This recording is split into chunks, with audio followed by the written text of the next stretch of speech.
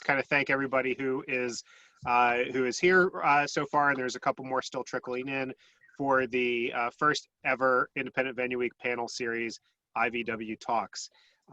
This specific session, but wait, there's more, alternative revenue streams for venues, is about to start with over 140 participating venues in 80 cities across 33 states. This edition of Independent Venue Week is the biggest one yet. It also seems more urgent and relevant than ever as we face the potential loss of up to 90% of the independent venues in the US.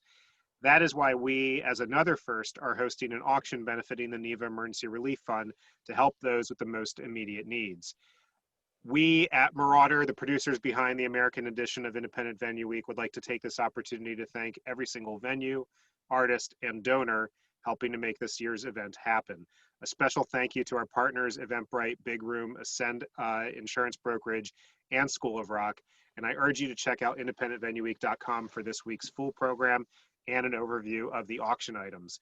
Now, I bid you welcome to But Wait, There's More, Alternative Revenue Streams for Venues, and hand it over to Bruce Houghton from Bandsintown and Skyline Artist Agency from here. So thank you, Bruce. Thank you, Moose, and thanks for letting us all be a part of something as special as this. Before I let everybody introduce themselves, if everybody who's attending would just say hi in the chat and tell us who you are and what you do, it might help us direct the conversation, if you don't mind.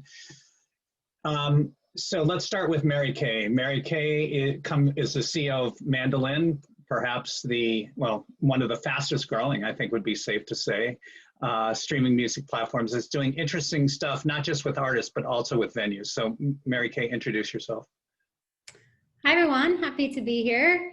And yes, I lead the Mandolin team. We are just under 6 months old, really launched as a part of the forcing function that has been the pandemic and the environment that we live in. And we're very focused on bringing venues, artists, and fans together through the live music experience, starting with a really premium audio visual concert, but also expanding into VIP, meet and greet, and other ways to leverage the digital interaction and engagement with artists and fans.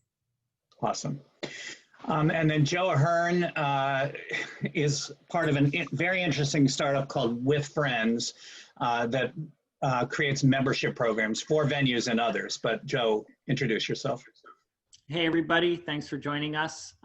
So for about a decade before I started this company, I lived two lives where I ran a music venue at night and I worked for a large arts institution during the day.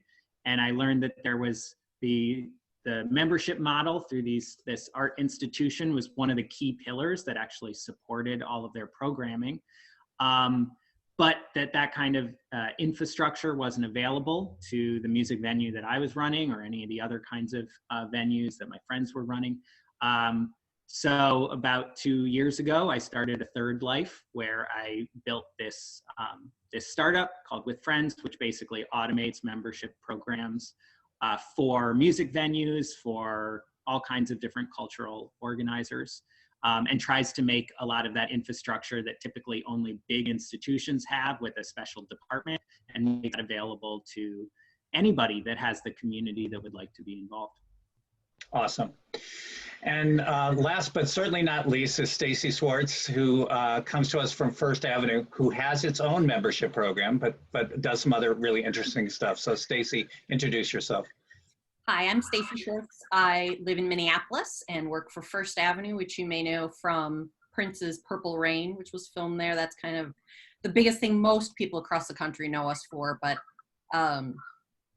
yeah, so I'm the community manager there, which is sort of a strange title in that I handle a bunch of different things. I'm kind of the in-house contracts admin attorney, and then I also shoot photos, but I also run the membership program. And we kind of do that on our own. Independently, like we don't have a service we use. It's mostly me and maybe one or two other people here and there. But we have over 1,000 members and they are definitely our biggest advocates and our biggest supporters and also donate a lot of money to the club, which is great. Super. All right, well, we'll get into that more deeply in a sec. So When we were talking about this in the pre-game, if you will, we sort of identified some buckets. One is merchandise, another is membership, and then live streams, and then I'll call the fourth one miscellaneous. And these are all ways that venues, in very specific and practical terms, are earning money to try and survive this mess that we're all in. If you guys have others in the chat that you think we're missing beyond those buckets, please throw them in there and we'll try and get to them, or at least make sure everybody knows about them. So I wanted to start with merch, which Stacy can speak to the best. That's I guess what some would say the most obvious one, if you will, but I know that First Avenue does it in some very unobvious ways, some very creative ways. So talk to us about that. That was meant as a compliment, by the way. Well, we're pretty lucky in that we do have multiple venues that we run. They each kind of have their own personalities, which makes selling merch for them a little bit easier in some ways, because you can kind of target different groups of people. One of the most recent things that we've done, which the panel talked about prior to being live here, was we just recently redid the stage in our smaller side room, the 7th Street entry. And so we did sell pieces of that stage, which it's been around since the 80s. So it has a lot of historical and sort of just like, emotional significance to a lot of people in Minneapolis and around the world. And so those were great. We sold those for a couple $100 and they sold out within a couple days. So that was a really great, thing where it was like, we don't really need to, add anything or make anything. We just need to cut the stage apart and ship it out. So that's cool. The other thing we've done is sort of going into the holiday season, really focused on, because we're in Minneapolis and it's cold here, things that are cozy. So of course we get different, sweatshirts and things like that, but we also get winter hats or a cribbage board for those that are trapped inside, or Lego sets of the venue, things like that. And then the obvious, which comes with the pandemic, of course, various masks that have logos on them and things like that. And people are really into that. The biggest issue is obviously keeping price points at a good, happy medium where we're making money on the product, but the customer also isn't feeling like they're overpaying for what they're getting. So being very careful. Oh, you froze up there, Stacy. We'll give it 1 second and we may have to go to another topic. Come on back. Come on. Oh, I'm sorry. Well, we'll go back to merch because Stacy is frozen. It's not a Zoom call without somebody freezing, right? True. Exactly. Oh, you came back for a second. All right, I tell you what, we're gonna, Stacy, if you wanna either reconnect or whatever it is, I'm going to jump back and then we'll come back to merch. Sorry about that, because you were doing great. Well, there you are. Are you there? Nope, frozen again. All right, so we'll come back to merch, I promise, because I had all kinds of questions. But I wanted to talk about memberships, which is actually something First Avenue also does, as she mentioned. But Joe has a company that specializes in that and specializes in doing it for music venues. So Joe, tell us about how your program works. Sure. Before I forget, one of the things that I just think is really interesting about this idea of selling pieces of the stage that Stacy was talking about is that it represents a similar behavior as people see with larger arts institutions, in which the object is not really the object at all. It's what the object represents to this entire community. And so the way that I think about memberships is that there is this entire community around your venue that is coming to shows all of the time. But memberships are an opportunity for that group, a more intimate group, maybe 5% of that audience, to actually identify in some way as a super fan. And it's similar to wearing a mask with the logo or wearing the t-shirt.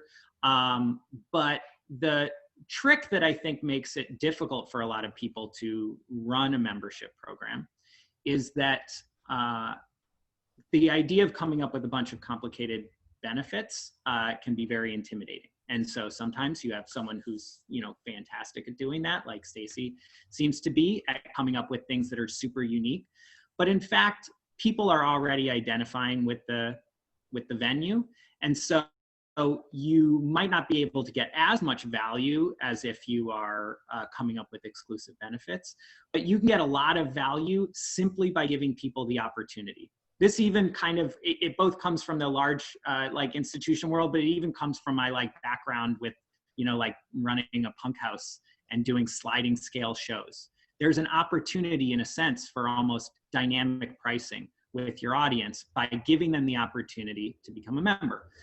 The thing that I, like a pretty important takeaway that I want to share with people here is that in our opinion, in running this, in running with friends, we believe that the key to growing a membership program successfully is actually less about the exclusive benefits that you're offering and more about how you offer and at what moment you offer that membership opportunity. And so the key like discovery that we made is that when we would ask people to become members by having someone sit at the front door of the venue, we would get tons of membership signups.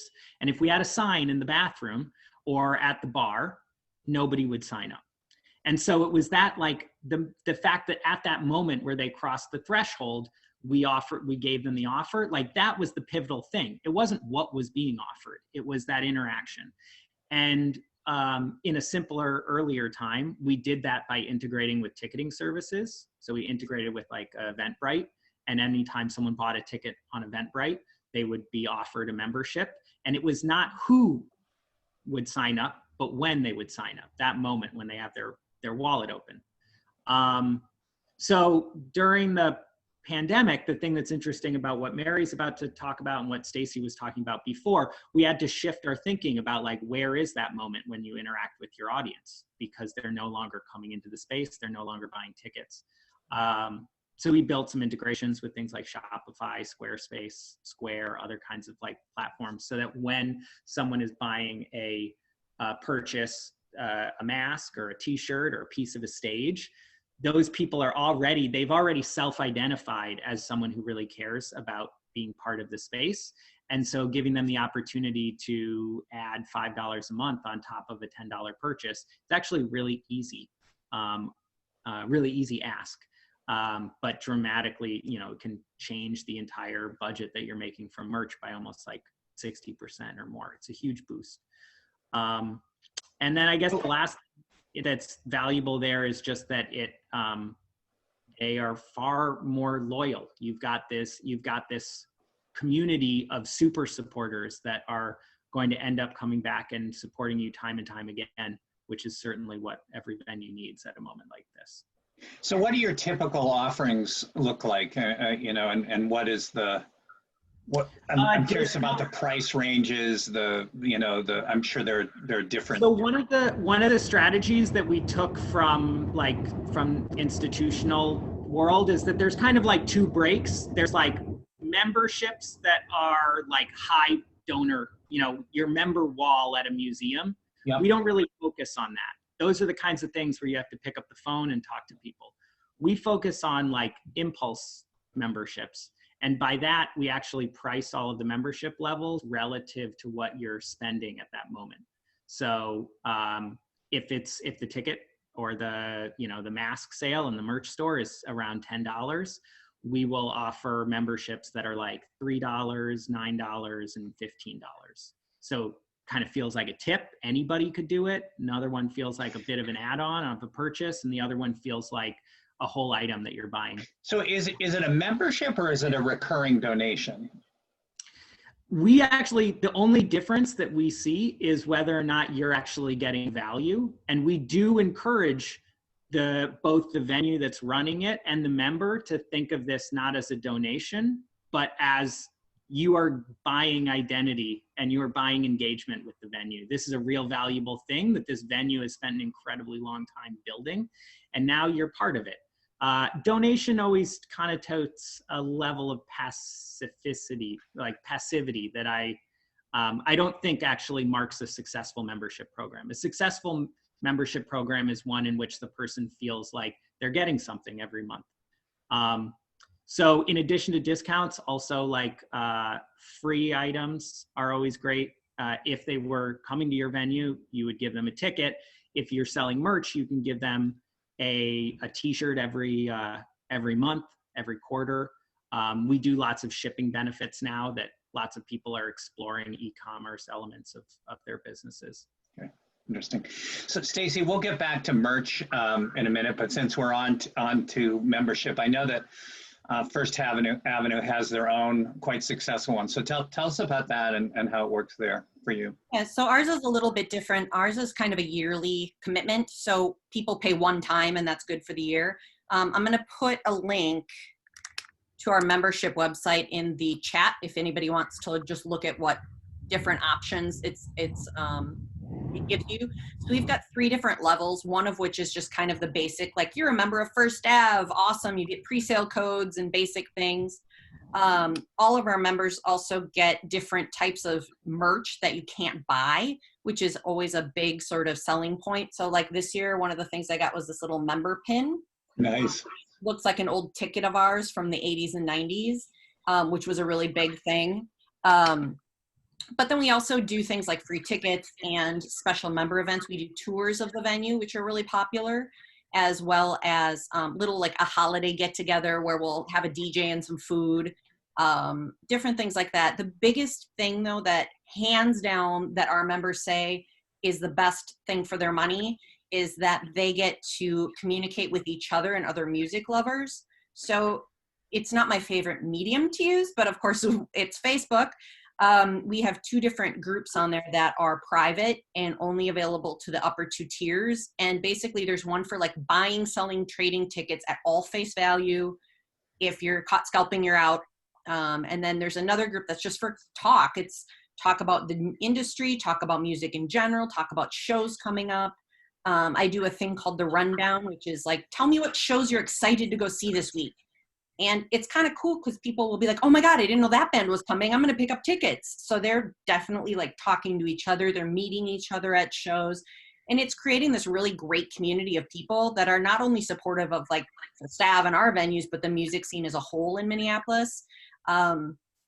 And that's made a huge difference in enrollment. We limit the top 2 tiers of membership, and every year they sell out before they even get to the public. What are those tiers, if you don't mind me asking? Yeah, that's cool. We have like a star level, which is again our kind of basic, like you get pre-sale codes, you get invited to the events, but that's really about it.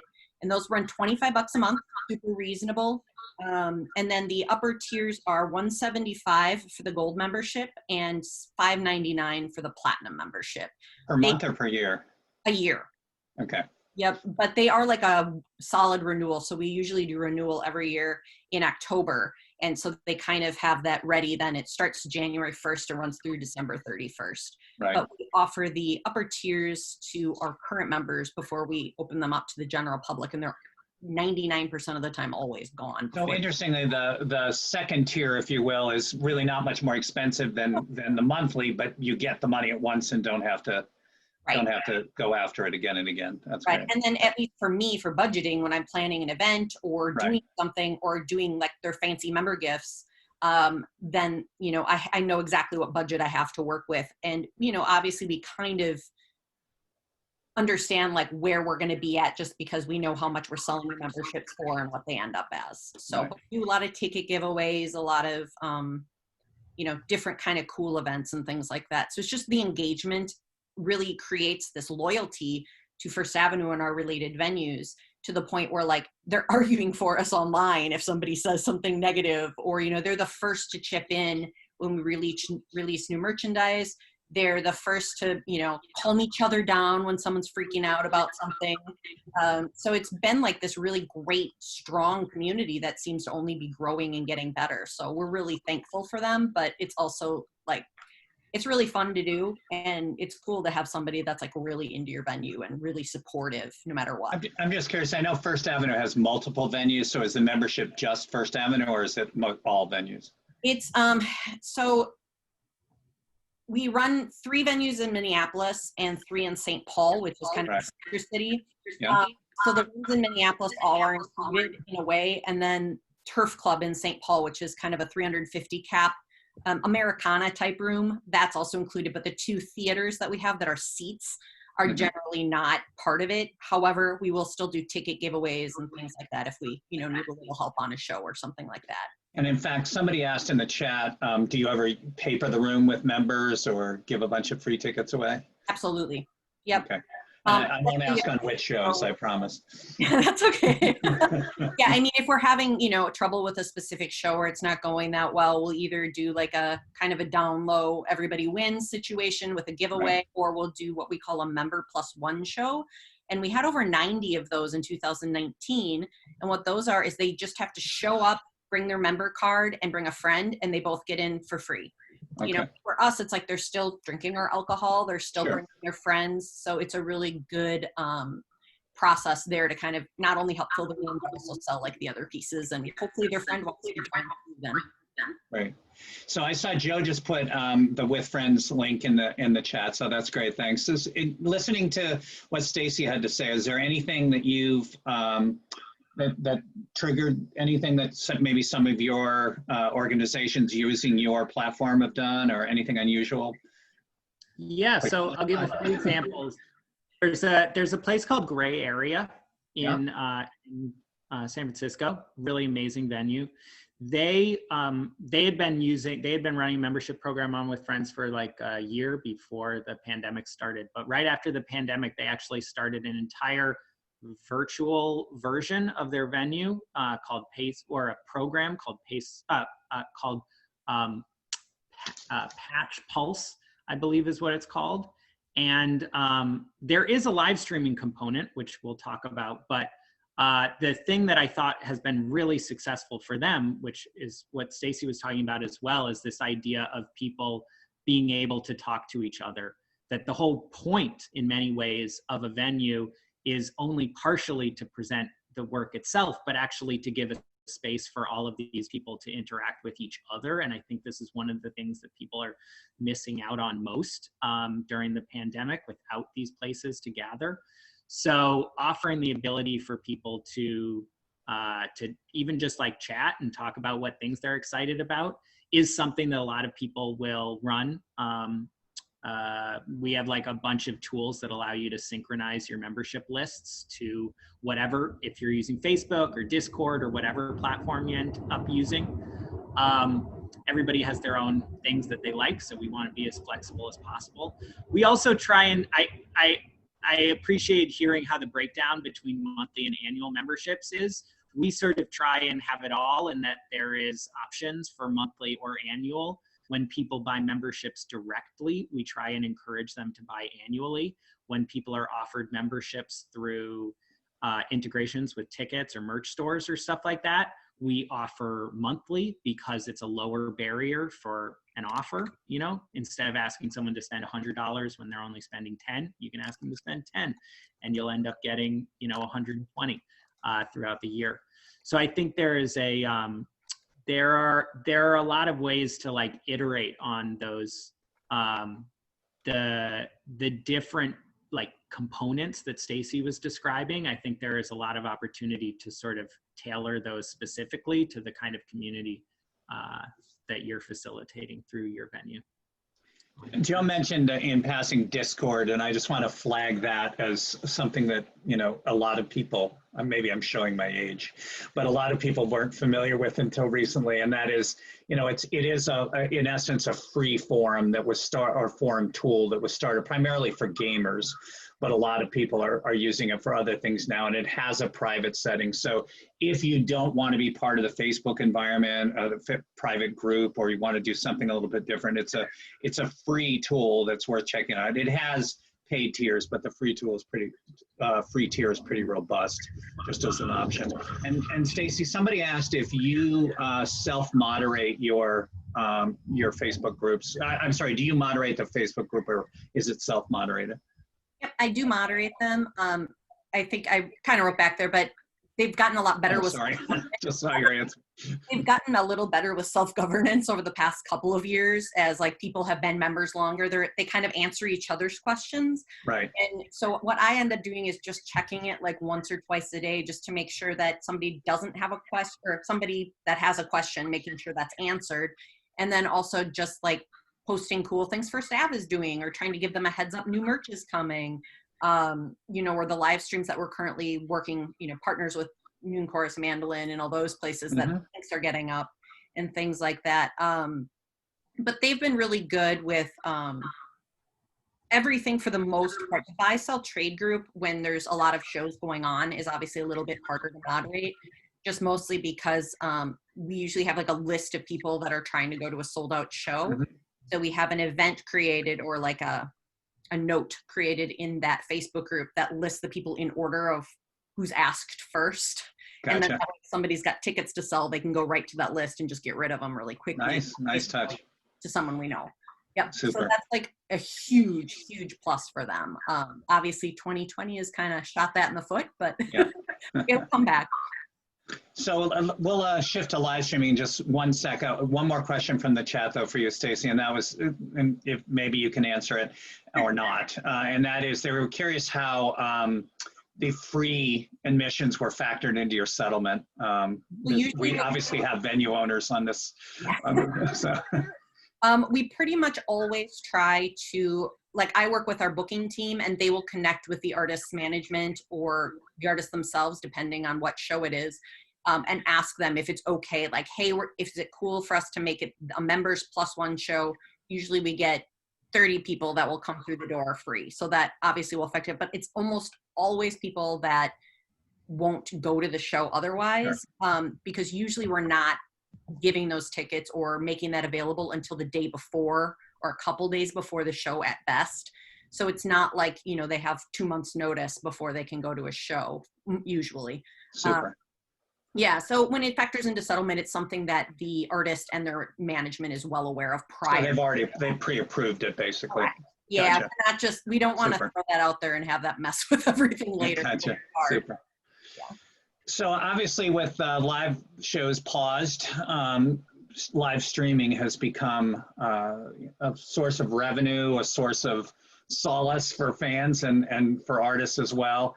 And there literally are hundreds of companies that have moved into this space, some of them expanding from, you know, doing corporate events and Zoom calls and whatever, and all of a sudden everybody's doing live streams. As best I can tell, though, Mary Kay's company, she's the CEO of it, was really built for the purpose it's being used now, and certainly it has, if not, it's pivoted strongly into it. So tell us about Mandolin.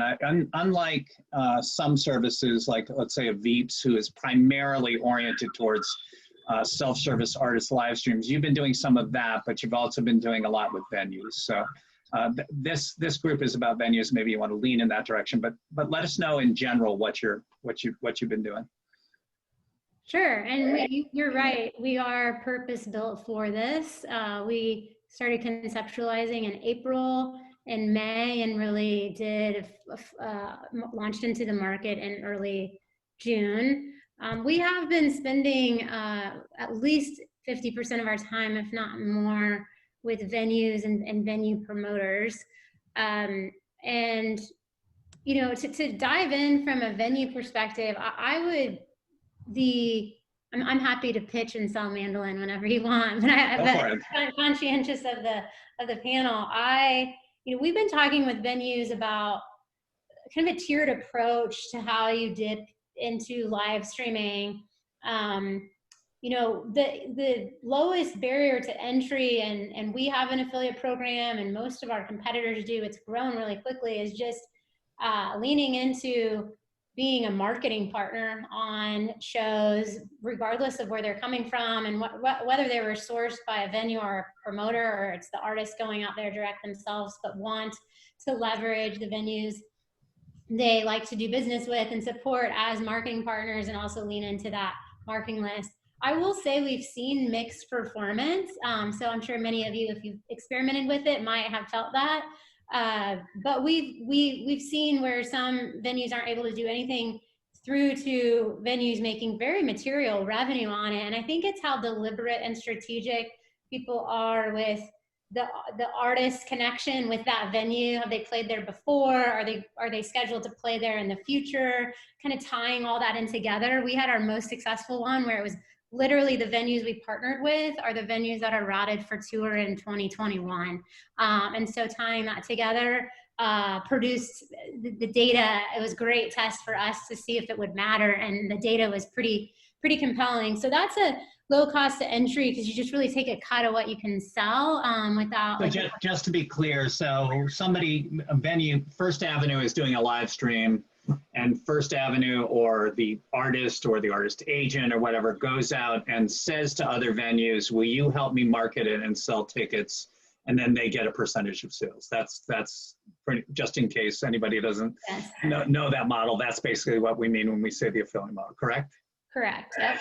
And do you have, I didn't mean, please don't lose your train of thought. I just want to make sure we all know what we're talking about. Do you have an idea of what the average affiliate pays? I mean, I can tell you what, I mean, I see everything from 20 to 50%, with 25 or 30% probably being an average. But I'm just curious, was that hold true for you, or? Yeah, I would have said 10 to 50%, but okay, the 10 to 50, okay. Yeah. About around that 25% mark. Okay, interesting.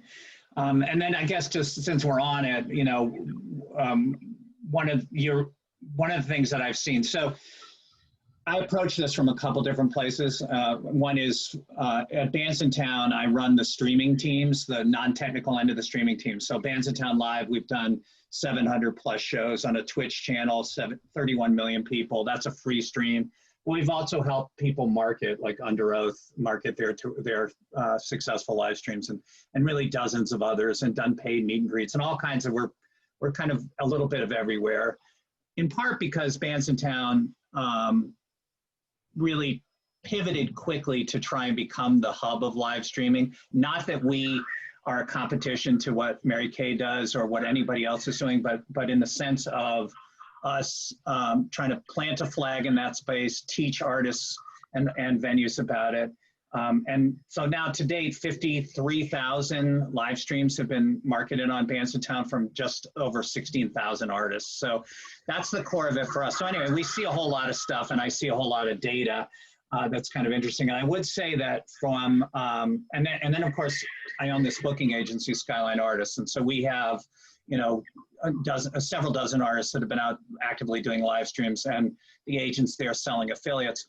Between both of them, I would absolutely echo what you'd say, and that is you get out of it what you put into it. So you sign up for an affiliate program and you create a Facebook event, and you're going to sell 2 tickets. But if you actually market to your audience, assuming that your audience is the right audience, as Mary Kay says, when you know, if it's a band that has played your venue, or a band like the bands who play your venue, and you go out and market to your audience, you know, just like selling hard tickets, you're going to be much more successful. But don't expect to be successful just by posting an event, I guess is my method. So anyway, back to Mandolin.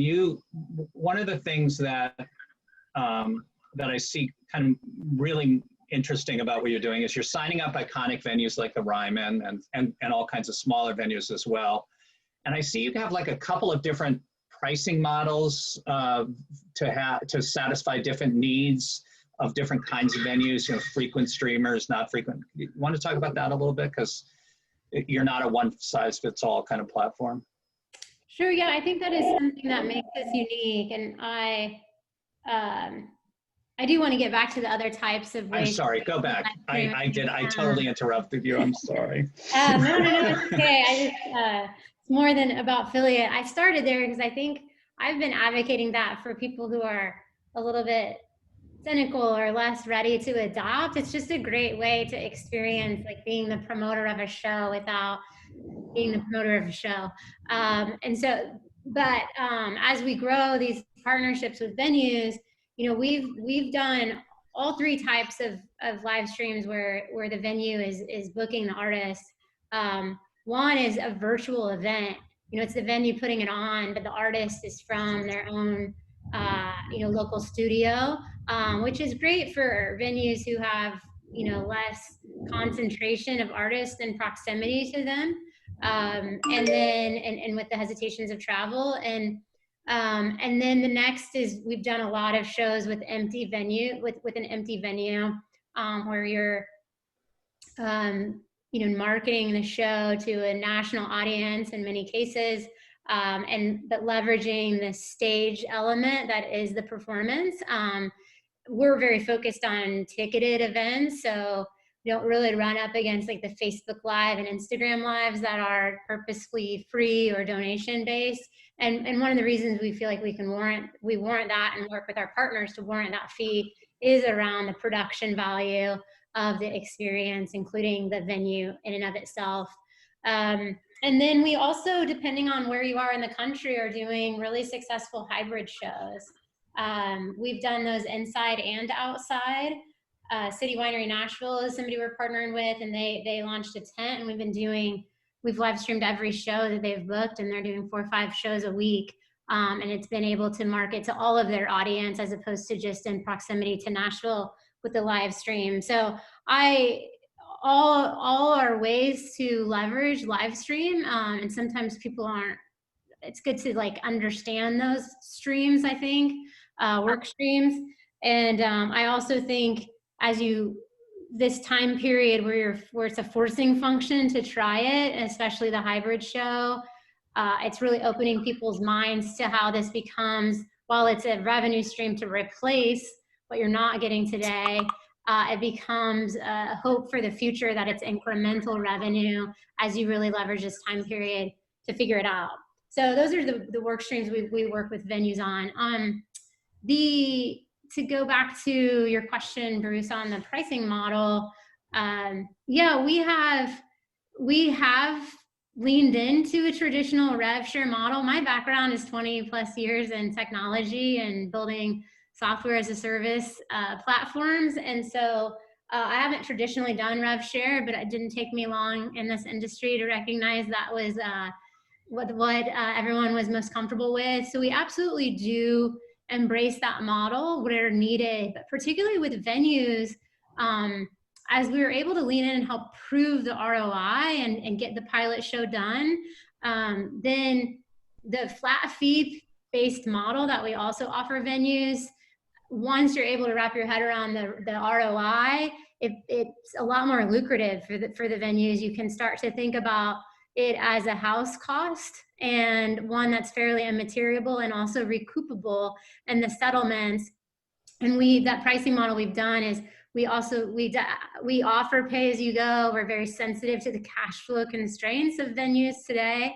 But also we offer some significant price breaks if you're willing to lean into committing to 10 shows or 25 shows or 50 shows, which we've had different venues commit at all of those levels, just and the incentive being getting that per show price as low as possible. So your break even fee of introducing the live stream on the show starts to look a lot more easy to absorb and wrap your head around. Many people, I know the loss of food and bev in a hybrid show, let alone an empty venue show, is painful. And I totally get that, but also the cost element so much lower too. It's easier to start to see what that break even number is, just in order to start to invest in what would be an ongoing revenue stream for you and getting your venue set up with live streaming capabilities. So just to be clear, so you have a pricing model that's in essence a percentage of ticket sales that you agree on, and then you have a pricing model that's more of software as a service. So in other words, you're paying for the amount of bandwidth that you use. And if I remember correctly, if you're willing to go to that model, it's really much less, as you suggested, expensive for the venue. Yeah. Right. So it's about going in and experimenting, and then when you feel comfortable, perhaps moving to that model. Got it. That's right. Cool. So there are a bunch of questions related to this, and Stacy, if you want to jump in and answer any of these, I'm going to ask about First Avenue's live streaming, and Joe too, go for it. But as far as one question here is, I wonder if any of you have done studies to see how the impact of those doing a lot of free streaming and then moving into ticketing, does that devalue their ability to sell tickets? In this example, they've done one show, it was a big success, but they think it was because the artist did not stream at all. So in other words, does doing a free live streams, does that devalue the ability to do ticketed, would you say? Stacy, you want to go? Yeah, I mean, I think to a point. If they have some sort of hook or something they're doing that maybe they haven't done before, like for example, The Tallest Man on Earth was playing like every album on a different week. Those were free, so, but there were specific albums like I was really into, so I would have paid for that. You know, Ben Gibbard was doing them basically daily. And for him, he was choosing different topics and things like that. And I think that people are tuning in for specific things, whether it's a nostalgia thing with the 10-year anniversary of an album, or whether it's like a special guest that's coming in. I think that's what's bringing the value to the ticketed option. So if they're doing something like that, I don't know how much it would affect, you know, the other free stuff they're doing. Also depending on quality, if the free ones are like they're at home in their bathroom versus, you know, produced multi-camera view show, that's going to make a huge difference too. How about you, Mary Kay? Have you seen similar things? Or? I couldn't like emphasize more that the two levers Stacy mentioned, which is like quality of production and the creative approach to the content, such that there's uniqueness and a perception of scarcity. We do encourage people to wait, but I think the other two levers are, time is a lever is a better way to say it as well. But honestly, I think the other two are more important. I also, there's also elements of, this is a bit of a rabbit hole, but it's also about like geo-marketing and who did you really market to? I have a lot of digital marketing background, so that's why it could be a rabbit hole for me alone. But I think, you know, venues have traditionally been like very geocentric for obvious reasons, and this move to live stream there's a lot of things that translate well, but I think expanding the audience nationally, there's lots of tactics that are working, and then I also see a lot of streams a lot of places not doing it as well as maybe they had hoped. So I think that plays into, have you like time zone and the markets you're partnering with, and like who have you really reached versus just like the binary aspect of have you done a stream in the last 30 days or not. Interesting. And we're definitely not hosting any streams at this point, at least not really, unless they're pre-recorded. But you know, we're definitely finding that obviously our marketing is very, like you said, it's centralized to the Midwest, you know.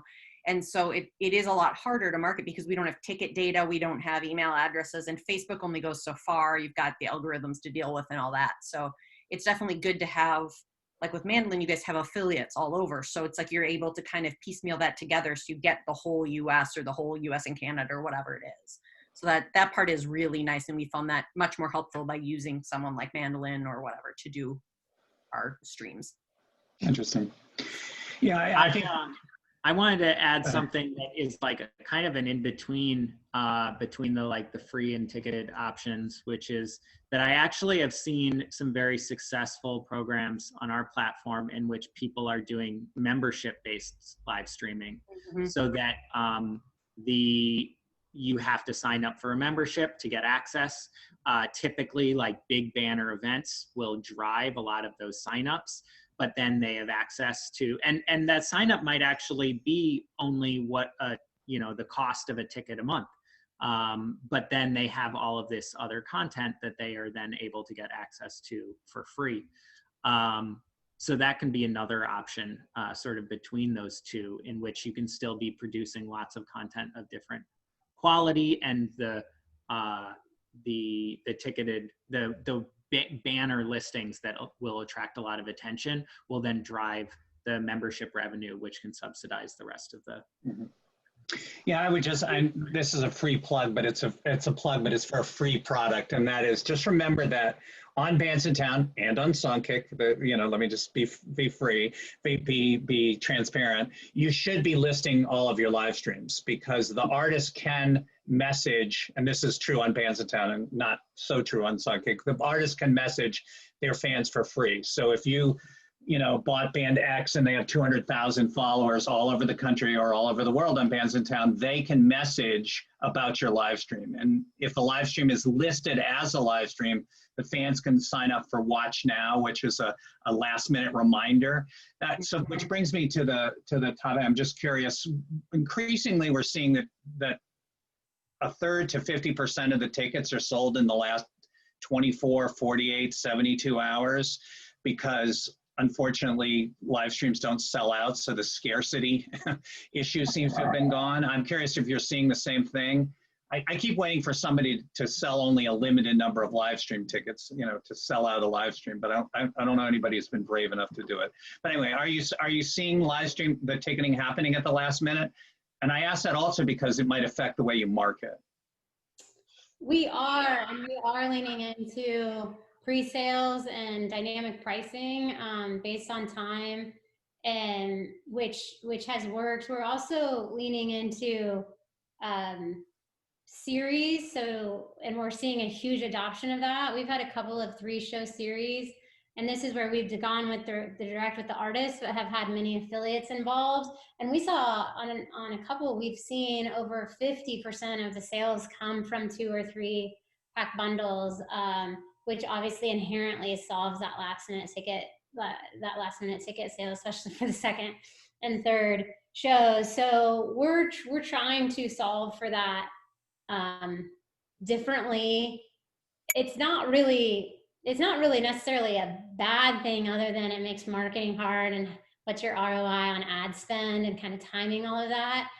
We're also seeing ticket on sales go anywhere from 3 or 4 days in advance to the show to, you know, a month or 2, and people are playing around with that as opposed to just naturally like assuming the in-person on sale time frame needs to be the same. So people are testing with that too, and if that helps or hurts, and we're trying to lean into some data around that to guide best practices as well. Have you learned anything yet about what might be working in terms of an on sale or a pre-sale? I would say our best magic combination has been somewhere between 2 to 3 weeks, but with a pre-sale included and bundling included. Right. And to tie the earlier conversation with Stacy together, we have flexible ticketing options and as well as commerce options. So we're facilitating merchandise sales on behalf of venues and artists where needed. We're not fulfilling the merch. We're just partnering with whichever merch provider you use. And we've done what I think is really fun to test is just because it's such a digital purchase and you can bundle the merch with the tickets. We're seeing an increase in merch sales through bundling for both venues and artists alike. We haven't done yet, but we've proposed a few times, is also if you have some sort of a residency of an artist in a particular venue and pairing the merch with the artist and the venue combination, we're seeing unique merch go so much faster than just like standard artist merch that they might be used to. So it's similar like the tour sort of merch, but in the live stream digital world right now. The other kind of add on to like help with maximizing revenue streams is we're also seeing VIP experiences. Sorry, that's my dog. We're seeing you can somebody had the bingo card going. You can add the dog barking to that. We're seeing VIP and meet and greets do really well, and we're getting really good artist feedback on it too. Like some who might be less inclined to do it in person, feeling like it's better facilitated, especially the one-on-ones. So those are doing really well. And then even do you have a meet and greet within your platform, a meet and greet option within Mandolin, or they're doing them separately? We're doing them separately, and we're launching our own in the next 30 days. Okay. Because we've been facilitating many with the partnering platform. Mm-hmm. But some of the VIP things you're able to do with live streams, like we've done a number of sound checks with an increased ticket price that have done really well. That's very little incremental effort. It's just a different feel than you don't want a room full of people in person in the sound check, but having them on video, it's like the artist barely notices it and the fans eat it up. And to Stacy's earlier point, you start building that fan community where they're all just interacting with one another, talking about the sound check, which leads into them engaging with one another in the live stream.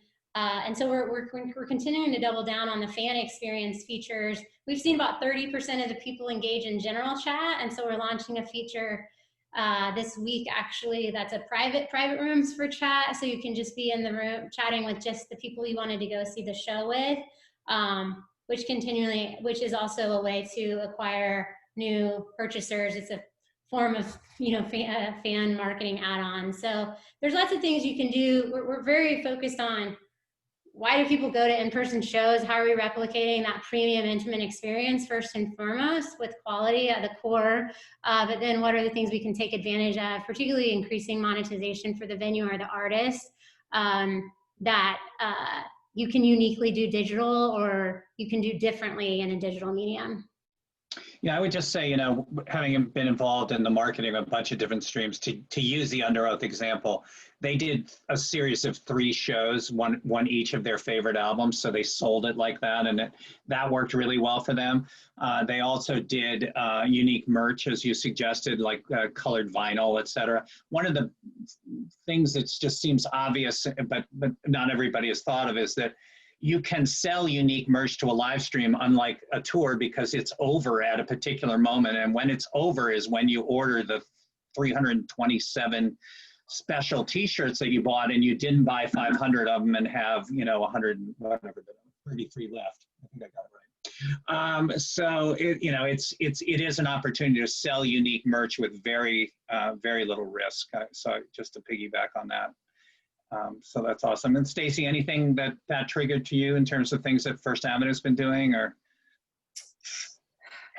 Nothing we haven't discussed. No problem at all.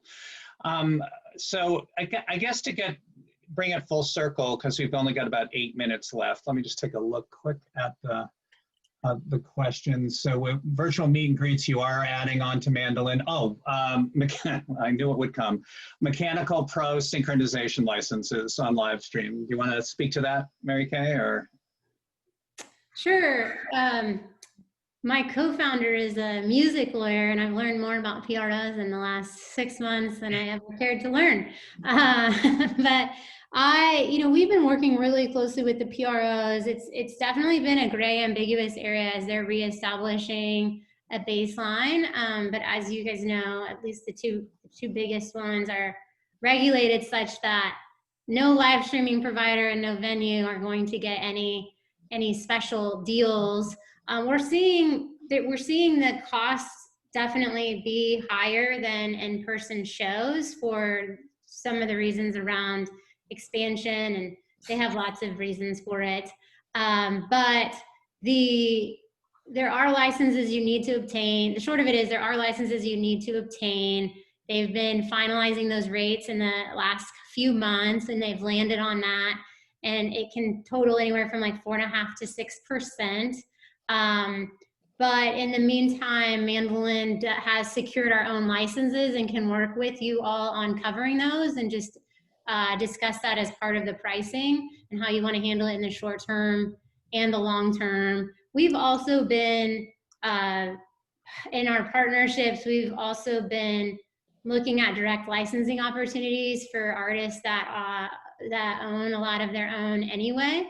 And so we're trying to help build tools into our platform actually for you to help minimize those fees. And we want to do it by the book, but also like the effort you put in tends to have an ROI as they've increased some of those fees. So it's something we're leaning into and happy to advise on and be a good partner as we're collectively as a market navigating this change, because the PROs are really revisiting what is the standard for live streaming as we move forward. I think it's important to understand, though, that it is what the PROs are licensing is our live streams. They're not, it's not video on demand. In theory, they look the other way if the live stream was, if they recorded it and you played it as if it is a live stream, but even that's technically a gray area. In other words, anytime that a video is created, you're moving into another kind of license that the pros can't handle. So, but it is also, it's another thing I just would mention is that just because you're licensed as a venue and paying for your venue, ASCAP or BMI for your venue, that does not mean you're licensed digitally. It is a separate issue. But most of the platforms like Mary Kay have some kind of a relationship with the PROs, and it's worth asking. And as Mary Kay said, it's also true that independent artists who truly own their own rights, they have to, in the publishing terms, they call it bundled rights. So they own their recording rights, they own their publishing rights, that they can waive those rights, and then it's not an issue. Then they and you can almost do anything you agree on in simple terms. But the biggest thing is to not assume as a venue, because you pay ASCAP for your live shows, that you're paying ASCAP for your digital shows, and to ask the company who's helping you do the streaming. Let's see, anything else that we're missing? I guess they want us to wrap in 2 minutes, so I want to just go back to each of you and say, well, first of all, I created a page on Hypebot, which I write, hypebot.com/venue, that I have everybody's links to each of the companies, and I'll add a few things at the end of this to it. So if there's something you didn't miss, you can find it there, or you guys have been good at putting in the chat. But if each of you want to go around and anything you think we missed, any final thoughts you want to leave, I'm going to start with Joe, and just a quick outro. Anything you want to add? Oh, you're muted. You're muted, Joe. Sorry. I would say that the holiday season is really important for memberships. And this is something that lots of museums and other people take very seriously, but music venues haven't really had to think of that in the same way. So this is a perfect moment for you to be thinking about setting up a membership program. And I left my email, so feel free to email me either about using WithFriends or just about memberships and how they intersect with music venues in general.